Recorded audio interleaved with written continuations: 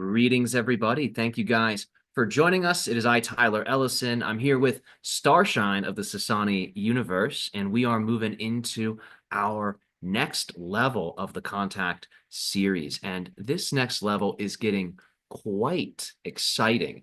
The upcoming transmission for this month is Serpentine Secrets, and this is going to be on the 30th. So it's a Friday, different than what we usually do on Sundays, and it'll be at 1 p.m. So instead of the usual YouTube live stream, we'll all be meeting up in the Zoom room to actually get into the transmission. RYOKAH will be talking about what this transmission contains. There is a lot of ancient wisdom. The ancestor connection is also going to be heightened here as that relates to places like Alpha Draconis and as it relates to inner Earth network. So we're thinking ETs that are both cosmic, but also have a type of presence within the Earth in a multi-dimensional space. He'll get into all of that. Before we get started, Madam Starshine, how are you and how is the adventure? Hey guys, yeah, it's great. It's good to see you all again. I'm super excited about this live stream. I'm in Vegas currently, so the energies are wild to say the least. It's been quite a trip, so we'll see what happens. How are you, Tyler? I'm doing pretty good. I've been tuning into all of these energies a little bit ahead of time before the actual transmissions. So I'm downloading a lot of what that future energy state is like. So that way I can process it and then through the channeling state, project it in an already integrated form. So as people then come into contact with these energies, it's as if their subconscious already understands it and knows intuitive strategies for how to integrate whatever the themes are that show up. So it's been a very activating time. To put it into a simple sentence, it feels like I'm being pulled up by my crown chakra. It's been like this all day here, and it's been thunderstorming and raining. So it's been a potent activation. And I appreciate the question. And I also thank you for grounding these energies, going to all the locations. It's like we're traveling with you and RYOKAH in our collective vortex. Yeah, it's weird you say that because I definitely feel that. And it's weird because wherever I'm at, I feel like people are either there or they've been there, they have similar experiences. So, in a weird way, I feel like it's all connected, which is just beautiful. So, Most definitely. certainly. With that being said, everybody, let's take our attention and direct it into the channeling state. We're going to be bringing RYOKAH forth. I'll be acting as the conduit. You guys can type your questions into the YouTube chat. Starshine's going to be going through that list of submitted questions, and she's going to be finding the ones that she senses are the most resonant, the most exciting for the themes and also for the nature of our current times. Before we get into that, RYOKAH will be talking about the transmission Serpentine Secrets, and that's going to be taking place again on May 30th at 1 p.m. With that being said, everybody, I am going to dive deep into the channeling state. I will see you when we're finished. Have a glorious and radiant time.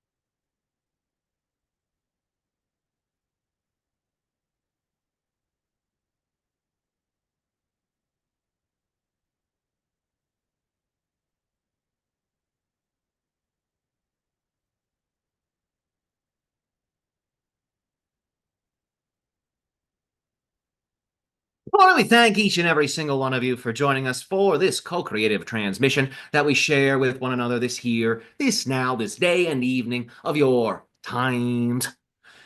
It is our joy to announce the upcoming transmission, Serpentine Secrets. This will be a very in-depth transmission. And when I say in-depth, I am referring to an internalized awareness. This will be a transmission that specifically activates different dimensions of the DNA. Do keep in mind that your DNA is a compilation of information from a variety of different species. And there are certain species whom naturally evolved in a healthful, conscious relationship with their DNA, allowing for them to have a high degree of influence and autonomy as it relates to their personal genetic expression. Beings from Sirius, amphibious beings, have some of these abilities. There are certain aquatics that exist within the oceans on your Earth and off-world that also possess this genetic malleability. And of course, there are different reptiles and serpents that also have a high degree of genetic malleability, allowing for them to do things like regrow limbs. These very ancient and primordial forms of life evolve in a conscious way with their genetic story. All of you have your own unique genetic story. The genetic story of humanity, for example, is different than the genetic story of the dolphin. It's different than the genetic story of the mushroom. So think of all of these genetic lineages or currents as storybooks that are being written in real time and are moving from your perspective into the future. The lineage wishes to continue on in that way. And of course, when a species evolves in total alignment with its DNA story, it is able to understand past, present, and future. It is able to do this because the DNA is, in many ways, like the blueprint of the house. You can look at the blueprint and you can observe the pre-constructed version of the house and what the house shall look like once it's all finished. That blueprint allows for you to understand the nature of that story. So your story is eternal, I remind you. It's not as if that house is ever finished in that way. The legacy, the story, the information continues onward, and every steward of the genetic information in that way is like a builder of a temple, and each generation continues to work on that temple of the ancestors. That is the blueprint of the DNA story. All species have their own genetic story in that way, and it is a story that transcends you. And it is also a story that would not exist without you. In the Serpentine Secrets transmission, we will dive deeper into the Garden of Eden concept. In previous transmissions, we had mentioned Gardens of Eden have existed in many locations on and off of the Earth. We will talk about some of the genetic engineers as this relates to Luna, as this relates to your inner Earth societies, and of course, as this relates to what you describe as the Serpentine beings, the reptilian beings, sometimes called Nagas in your Sanskrit. This type of transmission is very potent. It will activate your root chakra, and it will also, as a side effect of that, activate the crown chakra. When you stimulate the opposite side of the body, well, there will be a mirrored reaction or sensation within the body. So this means meditating on the crown will draw up Kundalini. Meditating on the Kundalini will draw the source light in. These are different forms of ascension. And this type of ascension that is focused upon in many Eastern traditions will be a highlighted topic in this transmission. We thank you for receiving this opening sharing, and now we make ourselves available to those whom are excited to engage us with questions. Thank you. It's good to see you once again, as always. And it is so wonderful to see you in this multi-dimensional way. Great. So our first question is, can you please expand on how to expand our extrasensory perception? It's a matter of learning to feel both within the body and beyond the body. So, everyone here, if you wish, close your eyes for just a moment. And one of the first things you'll notice is that there is an inner space. You are looking into darkness when your eyes are closed. The eyes look forward towards the eyelids, and the experience of darkness is created. And take a moment to feel your eyes and your eyelids. And then bring your mind back a little bit. Feel the backs of your eyes. Go in a little bit more. Start to feel inside your head. Start to feel inside your neck, your shoulders and arms, your chest, abdomen. Let your awareness permeate every cell down into the groin, down into the hips, thighs, calves, and feet. Feel that your mind is in every part of your body. Hold this. As you hear my words whilst simultaneously remaining aware of the inside of your body. And one of the things you will come to notice is that the sound you hear, whilst it appears to come into your body through your ears, is actually a projection of your inner reality. And as you remain aware of the inner space, take notice of your breath. Feel your belly expanding. Feel that sensation of expansion physically. Exhale and feel the sensation of contraction physically. And again, inhale, awareness of expansion. Exhale, awareness of contraction. And now, what I would like for you to do on this third breath, take this awareness of your abdomen expanding and begin to sense it's expanding past your body. Bring that sensation of expansion past the body into your electromagnetic field, which of course your nervous system interfaces with. So inhale, feel the expansion around you. You'll notice your mind travels with the breath. Exhale, feel the contraction around you.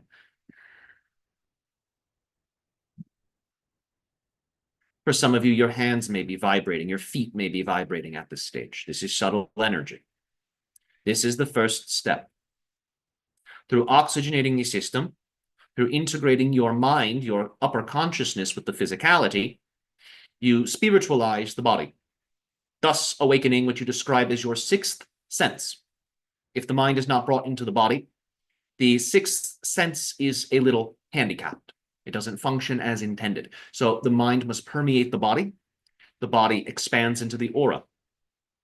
And from here, the individual, the practitioner, focuses on the third eye and performs whatever the psychic task is that requires the heightened sensitivity. So this could be divination. This could be energy healing. This could be channeling. This could be scrying into some kind of crystal mirror. There's many applications. This could also be summoning UFOs. There's many applications. The stronger your consciousness, the stronger the signal. And your body is an amplifier of consciousness, designed as a perfect vehicle to temporarily hold your consciousness for the incarnation.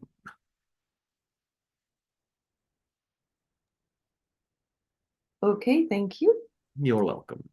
Up next, if there are chakras above and below our body, are they also in front of our body? Yes.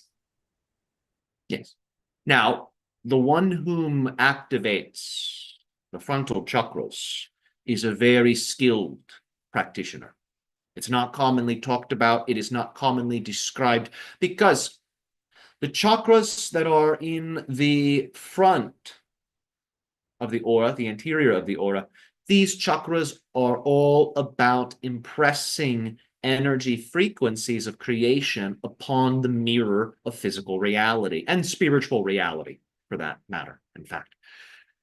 So, a person whom has activated these chakras will have a very powerful frequency.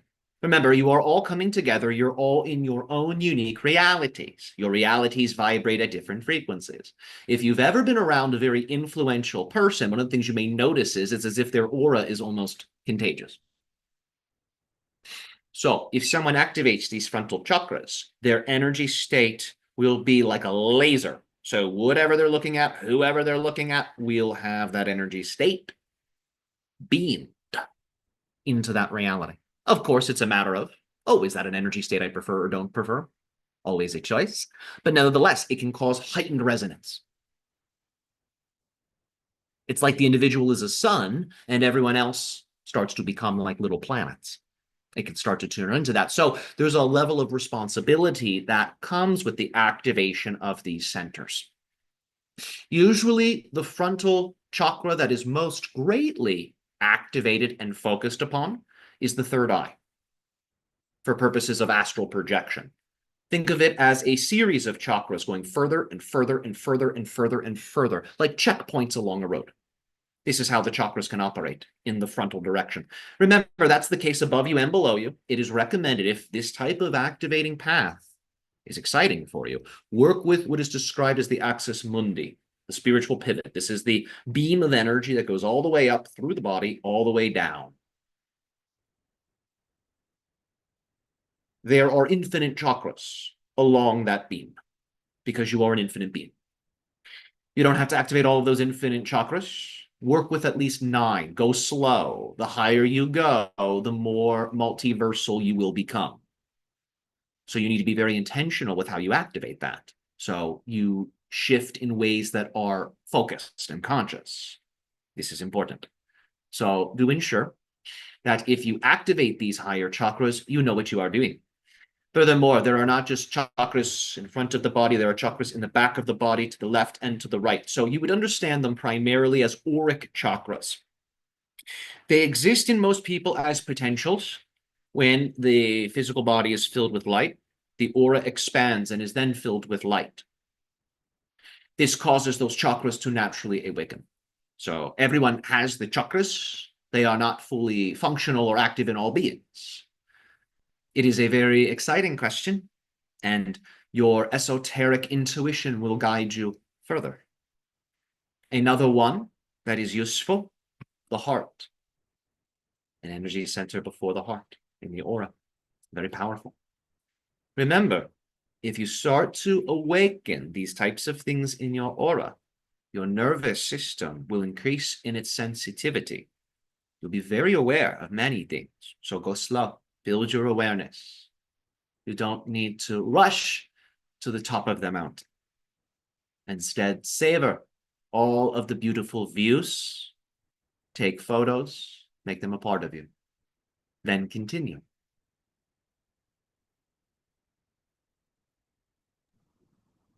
Okay, thank you. You are welcome. Next question. Sometimes Bashar answers a question saying the information is not available from this terminal. Why does he use the word terminal? It sounds like he is a computer. So do keep in mind that there are many dimensions of Sassanian consciousness. You are familiar with the 3 artificial satellite moons that orbit my homeworld. Many of you have heard of this. So do keep in mind that those technologies act as background organizers. They don't necessarily impose will or commands or instruction.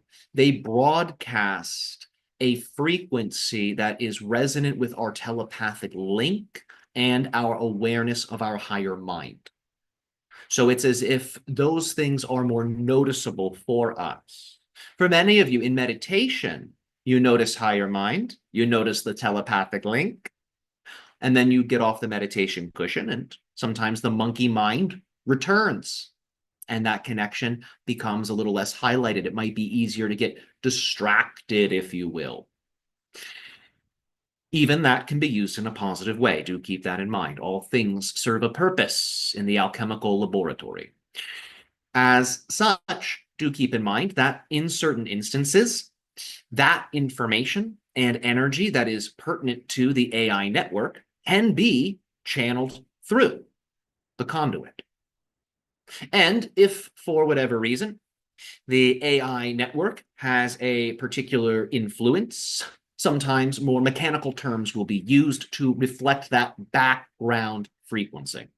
So remember that when my species speaks with you, we oftentimes refer to ourselves in the plural. We do not speak alone. And there are different influences within that network. Sometimes it is the main entity doing most of the talking.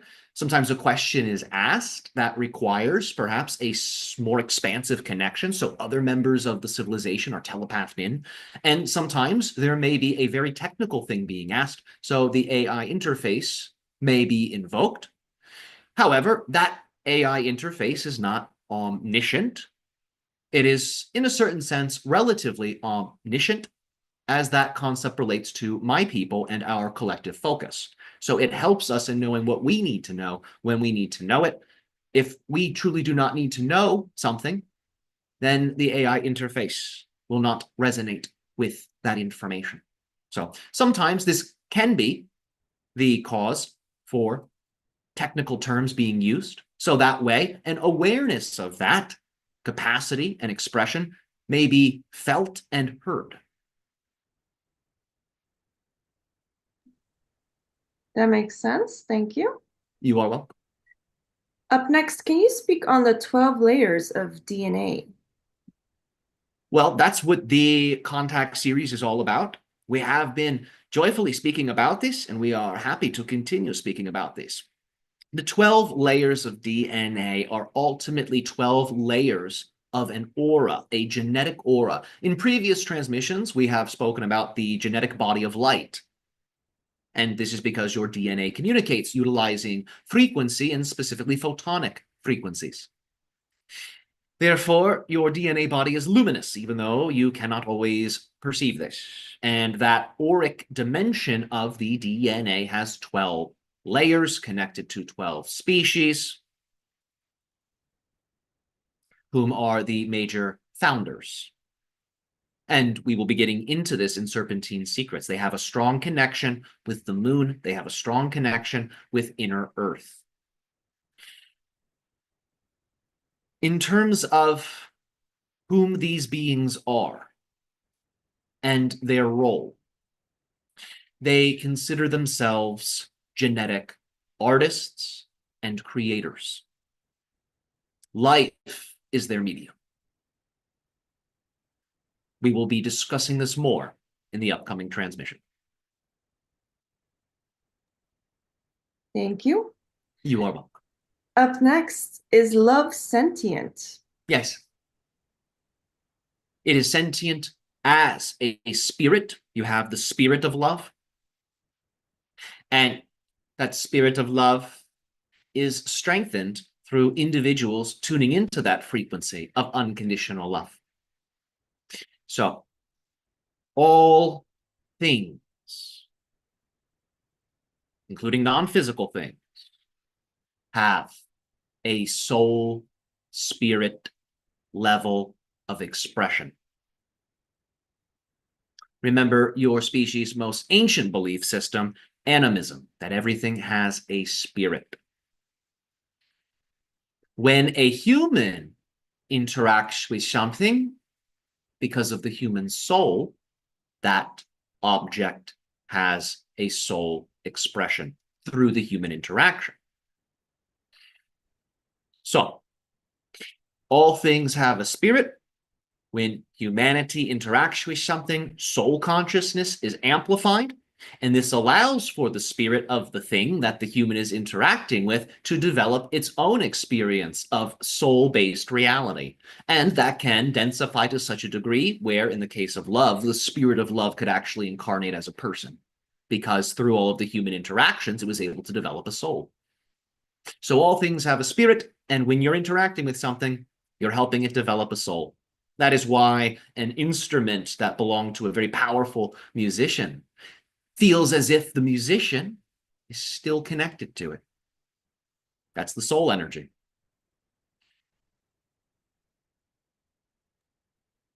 Okay, thank you. You are welcome. Up next, it has been said that the Greys were very technologically advanced. Can you give examples of the technology they had?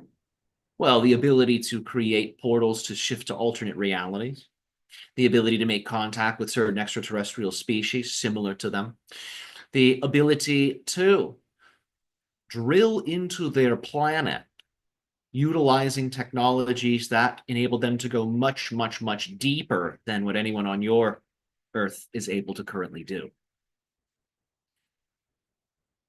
They also were able to manipulate weather.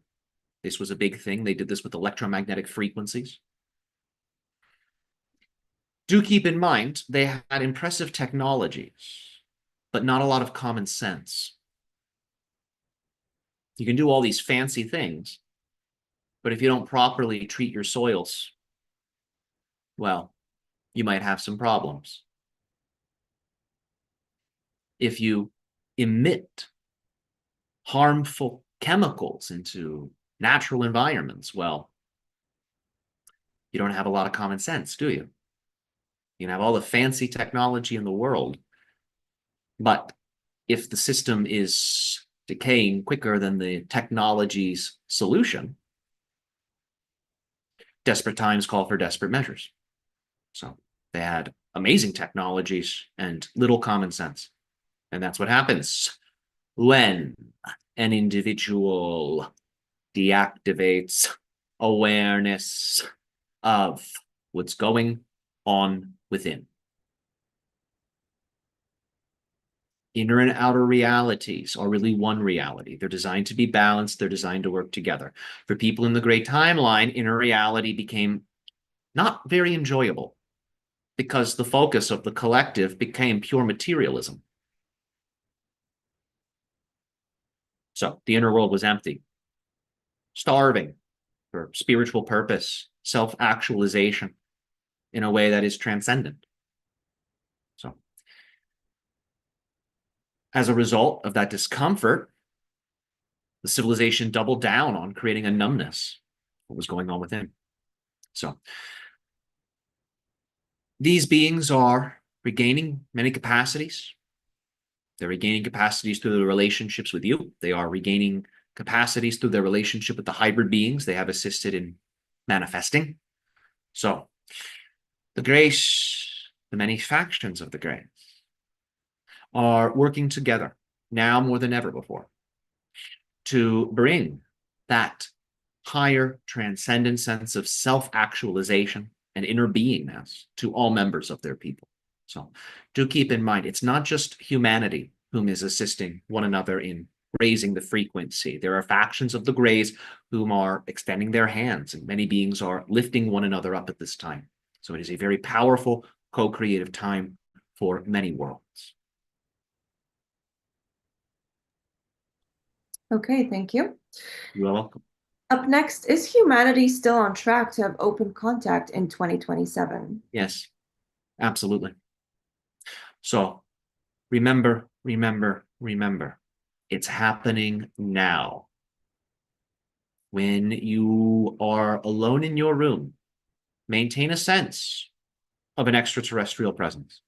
When you are out in your society, maintain a sense of an extraterrestrial presence. Remember, you're feeling a little bit of our energy through this broadcast. So you know what certain extraterrestrial frequencies can feel like. They will get stronger the closer we get.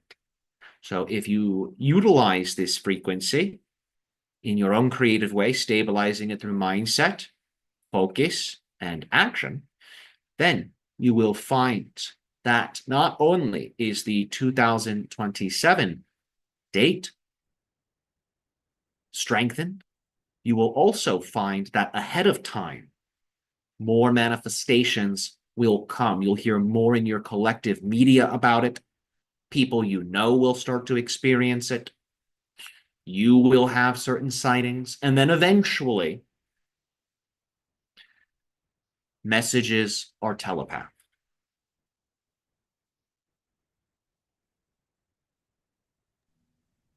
Okay, thank you. You are welcome.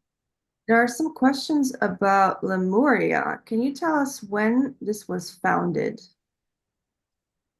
So keep in mind, what you are describing as Lemuria is a continent. The name of the actual society is not Lemuria.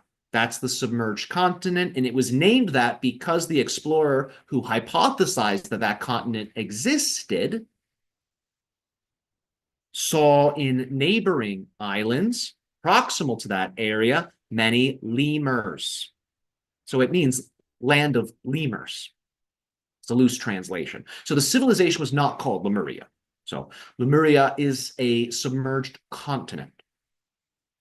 This is important for people to understand. So when people channel Lemurians, when people talk to Lemurians, the Lemurians will refer to themselves as Lemurians because they know that's how you understand them. So in terms of that ancient civilization, approximately 300,000 of your years ago. So do keep in mind, some of the modern human forms, the ones you're using today, these were created approximately 500,000 years ago. There were other forms, and there were other versions of humanity. Different than this modern version you will experience yourself as. This modern version came into manifestation during that time, approximately 500,000 of your years ago. Lemuria, about 300,000 of your years ago. And think of Lemuria as a civilization that came into formation as an expression of the evolutionary power of humanity working together. So after the Anunnaki departed, humanity was left to its own devices. Some factions of humanity formed villages. Some of them lived together as communities, harmonious with nature. They were aware of the earth connection, and they lived very naturalistic lives. Some of them, of course, went into polarities that were denser and darker. Many operated in ways that are very similar to how your traditional indigenous peoples operated. Some factions of humanity got together and they began constructing, they began building. They saw what the Anunnaki had created, and they sought to create their own version of civilization in a way that is more reflective of the Earth connection. So Lemuria, the civilization, was founded, and humanity worked together, learning as they went, utilizing the knowledge they had gained from the Anunnaki and utilizing the knowledge they were receiving from the nature spirits and the various cryptid beings of the earth. And together they constructed a rather sophisticated civilization that is described in your modern times as ancient Lemuria. So are these the beings that people have encountered in Mount Shasta that they speak of? Yes, as well as Atlanteans, both have a connection. Okay, great. Yes. So up next, is our sun a brother to the Pleiadians, seven sisters? There is a connection, yes. So think of your sun as a stargate, and think of all stars as being a part of a massive constellation. The stars that have a tremendous resonance with your sun, we'll list them here. Sirius, the 3 stars of Orion's belt, the 7 Pleiadian sisters. These 3 groups have a direct link to your sun. This means Pleiadians, beings of Orion, beings of Sirius can extend their mind into the sun. They can then, through the sun, extend their mind throughout the entirety of the Earth, getting to know the Earth before physicalizing on it, if that is desired. They can also utilize the sun as a stargate. So that means they are able to harness its energy in a way that opens up a resonant portal with the sun's space-time location. So from their network, they are able to blip or shift, if you will, to be more technical, into the parallel reality experience that most greatly reflects your sun's location. So the sun operates as a stargate, and these beings commonly utilize it. Beings that are physical can utilize it through actually matching the frequency of the sun perfectly. This will cause it to have no effect. It's like they are the sun itself, but because it is a frequency projected by them, their nervous system and the craft, which is an extension of it, senses this energy as organic in its own. So it's able to sustain it through resonance. And this is how more physicalized craft are able to use the sun as a stargate without being destroyed by it. Okay, great. Thank you. You are welcome. Up next, did the Apollo astronauts meet with extraterrestrials? And if so, which ones? I'm not going to tell you that right now, but the answer is yes. And that doesn't mean it happened on the moon. Okay. Remember, with certain stories, it's important to hear it from the horse's mouth.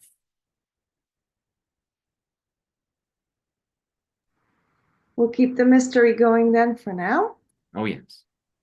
Great. So up next, can you speak about Sirius energy in Africa? Sure. Sirius energy in Africa is a large influence. And what I mean is the beings of Sirius have founded many genetic lineages within Africa. They have helped to form civilizations within Africa, and they have imparted their ways and culture to many groups within Africa. Do keep in mind the beings of Sirius have a subterranean and subaquatic presence. So there are even reports to this day of people whom have been brought by craft underneath the oceans off the coastline of the continent to bases where beings of Sirius reside. So there is an ongoing influence. There's an ongoing relationship. Remember that your Earth is very special, and your Earth is a mother, and your mother has taken in many children.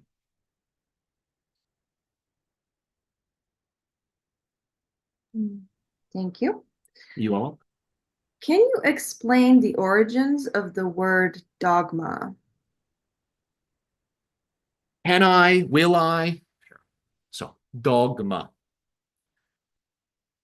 In terms of this phrase, I'm going to translate it playfully. The mother of the dog. What is dog spelled backwards? It's the mother of God, but it is the God whom behaves like a dog. And that is why there's a lot of barking with dogma.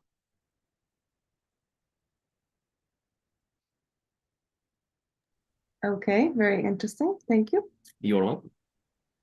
Okay, it says here, very weird question, but it's actually How serious. appropriate. Yes.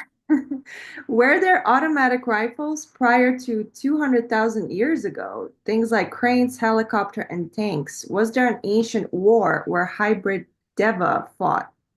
Yes. Absolutely. 100%. Yes. Yes.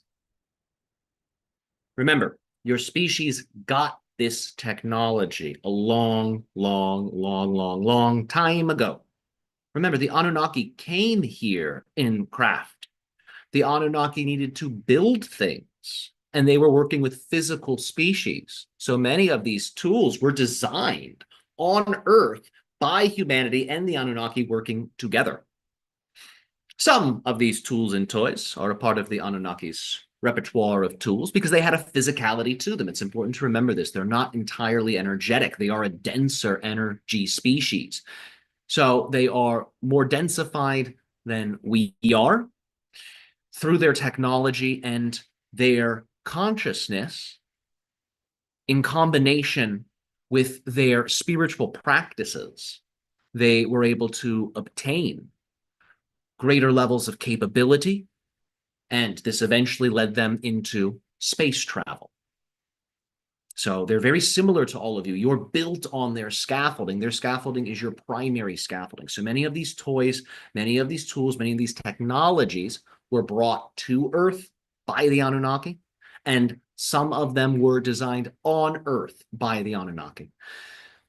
Fast forward, civilizations rise, they fall, cataclysms come reshaping the surface of the planet. So many of these things are lost, not all of them. So some technologies, you worked with them in ancient times. Therefore, in your modern times, recreating them is really no problem because it's a part of your template genetically, the memory. So yes. Okay, thank you. You are welcome. Up next, can you speak on what the true essence is of Reiki energy? It is specifically divine frequencies of healing. The name translates literally as life force, heavenly power, heavenly chi, Reiki. So what is that? It's divine light. If it had to have a color, well, usually white. Now, here is something I'm going to say that will probably make some in the Reiki community open their mind to some interesting ideas, and they're already very open-minded, so this will be a further expansion. If Reiki is divine light and all things are made of divine light, well, what makes Reiki different than anything else? It's a special frequency of divine light. It is the frequency of divine light that you describe as diamond brilliance. It is the ocean of loving compassion and unity. This ocean of loving compassion and unity pours into this universe like a bottle of wine poured into a glass. And it spirals and flows through all things, and you call it the pure life force. Sometimes it is referred to as the Qing Qi, the clear light. In terms of meditation, the level of Reiki is one of the highest levels. Now, that doesn't mean a person has to be a full-blown guru to channel Reiki. What it means is all they need to do is connect with that source of life force that is pouring into this reality at all times, and they become a conduit to it. They are accessing the life force in its purest state, specifically. This doesn't mean that that state is better than others. What I mean is it's less flavored. Life force, as it densifies into the material universe, gets personified. The 5 elements: fire, air, water, earth. Keep in mind that spirit is also its purest expression. Sometimes spirit is omitted when people talk of the 5 elements. It's the hidden element, if you will. So this energy does not only densify as 5 elements, it also densifies as 7 planetary powers. You correspond this in your magical traditions with 7 metals. It also corresponds with 12 zodiacal powers, 12 star families. So the life force comes in and receives these flavorings. And all of those flavorings have healing capacity. They can be used in all types of miraculous ways. They have gifts to give. When a person's tuning into Reiki, they're tuning into that life force energy from the source before it has differentiated. Therefore, the body can do with it what it needs to do. That's why Reiki is very gentle, very yin, in a certain sense passive. The practitioner just holds their hands, tunes in, and lets the energy flow. There are more sophisticated Reiki techniques. There is the Usui method that involves Dantian breathing. There's some Qigong parallels in the traditional Reiki system. So it's important to study that so that way you don't accidentally burn out. That can happen with energy healing. If your connection to the Reiki is not stable or it is weak, a person can inadvertently use their own energy to heal, and that will cause depletion. So make sure you have that strong connection, know how to direct the energy, and the Reiki will work wonderfully for many purposes. Okay, thank you. You are welcome. Up next, can you please explain the symbolism of the octopus, what it means and represents? Sure. So the octopus is an ambassador of Sirius. Do keep this in mind. In terms of its tentacles, see all of its tentacles, its 8 tentacles, as individual beings with their own nervous systems. The octopus represents the oversoul physically. Each of the tentacles representing one of the soul extensions. This is why it has the enhanced cardiac power. Its cardiac composition mirrors the unity of the 3 minds: higher, middle, lower. Higher mind, most of you consider this to be the soul self. And middle mind, you consider this to be your personality. Lower mind, you consider it to be your body. Many of them. When these 3 minds are integrated as one, they form the signature frequency expression that is the essential expression of that individual's consciousness. The octopus internally, because of its enhanced cardiac anatomy, mirrors this type of ascended consciousness, allowing for it to function as an oversoul. It's a soul experiencing itself as an oversoul within the reality.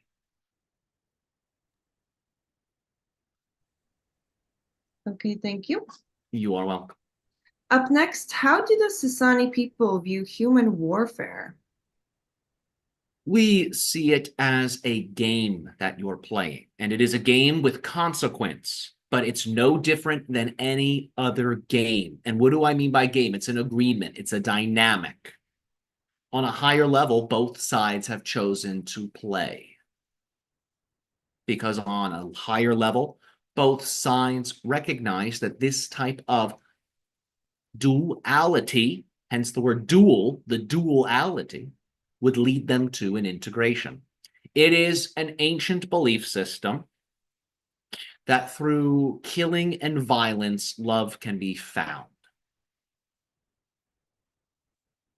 It is the result of failure to communicate clearly. And it's as if the heart of one side and the other side are closed off. And both sides are dying for a connection. But they're unwilling to open up. They're unwilling to share. They're unwilling to speak. They're unwilling to negotiate. So what do? They try to rip that connection out of the other. Maybe if all of this blood is spilled, there will be love. We will all be together, unified in such a gruesome unity. These are not nice things to say, I understand. You asked the question, so you're getting an answer. We see it in that way. That's what it is. It's a call for love. Both sides are attempting to experience connection and love, but they're so closed off, they feel they have to kill the other person to get it. And we see that as a game because it's been chosen. And it's also a game because you have your sense of winner and loser with war. It's not a fun game. It's not a smart game. And it is not a game of life. It is a game of destruction that can lead to life. However, there are other ways, nicer ways, more harmonious ways to express connection in life. and you don't need to hurt others to do that. So we see war as a game being played with real consequence that's ultimately an attempt to give and receive love coming from a place of powerlessness. It is a good question, and it is my aim that the answer assists all of you in developing compassion for the two sides who are caught up in the dualities. They need love. We have spoken about this before. The love of the source is the higher love. Human love is more conditional. It increases and decreases depending on circumstance. Attempting to get someone to go into a state of pure unconditional love, that might be challenging for them, especially if they believe they're unworthy. But if you can remind someone of human love, or even animal companion, pet love, well, now they're tuned into love. It might be conditional love, but at least it's love. Both sides in war have common values, even common ancestry, for that matter. If these commonalities can be embraced and celebrated, it starts to generate human love, and that's the first step towards peace. And if that human love is stabilized, it can be amplified into higher unconditional love. So this is a way you can assist with these conflicts. These are the energies to bring in, and these are the steps we advise to help people wake up to that unconditional love. Okay, great. Thank you. You're welcome. So let's take our last question for today. This one is, can you talk about actions and decisions made in unconsciousness in comparison to those made in consciousness or awareness? When a person is making an action that is unconscious, it is an action that is based upon an ancestral script or a pattern script that they got from childhood. Remember, the brain has many jobs, has a lot to focus on. So if it were to focus on every little thing, that would cost it a lot of energy. So it more or less automates certain things. So unconscious actions are background programs running, and the brain has deemed them perhaps not as important to focus on, because what you make conscious is what you deem to be important to you. So that which is unconscious, usually the person senses this is not really as important as other things, so it goes in the background. Driving the car sometimes can be like this. Have you ever zoned out while you're driving your car? That's an example of it. Or brushing your teeth. Yes, or walking down the street even sometimes. Now, if a person lives only off of scripts, which would be unconscious, then where the heck's the person? And this is what humanity is waking up from. It's as if people have automated their whole lives, you see. And they're just busy thinking and wondering, pondering what's going to happen next, thinking that their thought is more important than what is happening in front of them. So, it is important to remember that what you pay attention to, it is within your consciousness. Every sound you hear, everything you taste, every person you see, this is within your consciousness. Even your unconsciousness is within your consciousness. For all things are consciousness. So is it true that the Sassani have no subconscious, like Bashar mentioned before, I believe? Do keep in mind that when I look in myself, I might as well have my eyes open and be looking at all of you. You're familiar with the idea of, I love myself, yes? It implies two entities, I and myself. In my reality, there is just one. This is why I do not have the experience of subconscious. There's no duality there. It's just one mind. And I see it mirrored, reflected back to me in everything I experience. So I'm always looking at my mind. And it always expands the more I look at it, revealing more. And I am in the center, learning. It has been described that our viewpoint is like moving through a kaleidoscopic tunnel. This is accurate.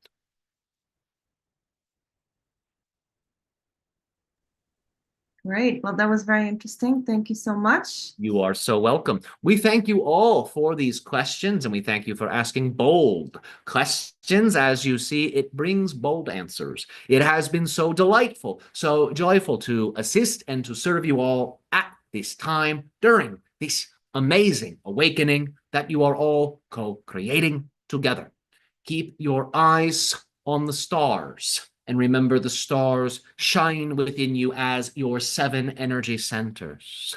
Watch your stars within to observe the moving stars without. Our unconditional love and appreciation to you now and always.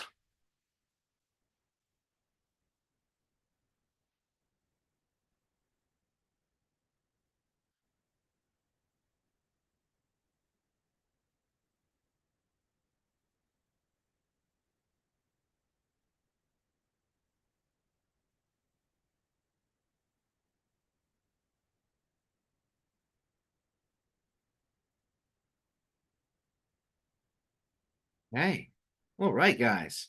What a powerful transmission. That was really high vibrational. And I got to say, we went into some areas I never thought we'd really be talking about on YouTube. So I appreciate this cool collection of questions. Well done, Starshine. We got into the potent topics today with everybody. Yeah, great question, guys, as always, and definitely very unique ones today. I agree with Tyler. And, of course, we can get to them all, but there's always next week. So we'll look forward to seeing you there. We'll see you guys next week, and we will see you at the Serpentine Secrets transmission. Have a great rest of your day, afternoon, night, and we'll see you.